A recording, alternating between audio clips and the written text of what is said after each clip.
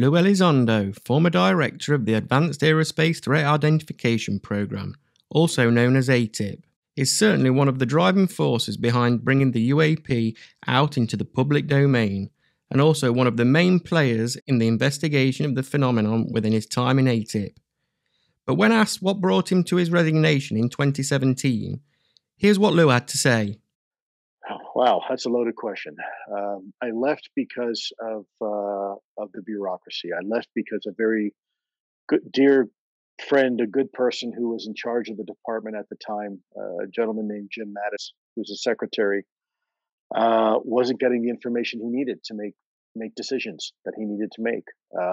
And because of the bureaucracy, I suspect now, hindsight being 2020, they were probably trying to protect him.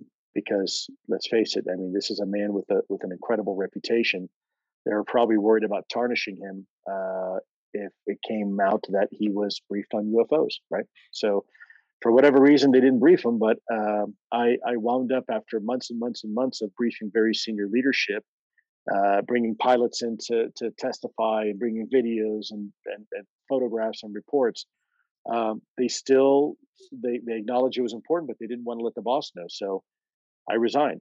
I knew that the only thing they would not be able to stop would be my resignation memo. And so I addressed it directly to him and let him know why I thought this topic was important. So why did he hit a brick wall in the Department of Defense? I don't really know. I think for some people, the wall was too much of a pill to swallow. I remember distinctly giving a briefing to one senior, and after having the pilots there and all the evidence and the reporting, at the end of the day, he just couldn't process it. He looked at me and he literally asked, how are those Miami Dolphins doing this season?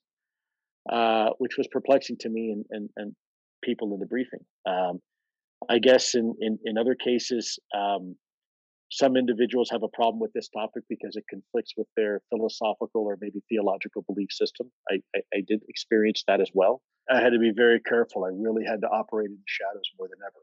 I was used to doing it because of my job, but I wasn't used to running operations, inside my own organization.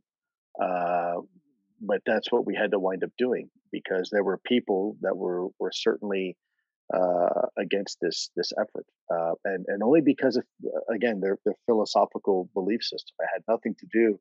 In fact, I had one. I remember the conversation very well. This is a person I respected tremendously, very, very senior person. He told me, he said, "Lou, I want you to stop doing this." I said, "Okay, sir, I certainly can, but may I ask why?" And he says, "Well, we already know what it is." Now, at that moment, I honestly thought maybe it was our own technology. I was running up against some super uber secret SAP, and they were telling me to stop. And I said, "Okay, sir, so it's ours?" And he said, "No, that's not what I'm saying." And he said, he asked me point blank, "Have you read your Bible lately?" And I wasn't quite sure where he was going with that. And I said, "Well, sir, I think I know what it says. Where are you going with this?" And he said, "Well, then you would know that these things are demonic and we should not be pursuing them." I am under the presumption that more data is good. And I don't think we should ever be fearful of data. And it doesn't matter if they are, at the end of the day, some sort of super secret foreign adversarial technology that's leapfrogged us, or if it's little green men from Mars, or if it's demons. We probably need to figure it out because it's in our airspace. And by the way, it doesn't care if what we think, because it's there and it's interacting with not even that's just our military, but even civilian aircraft and civilians. Watch more podcast clips now on our YouTube channel. Go to Livewire Podcast Clips and watch more great podcast videos just like this one.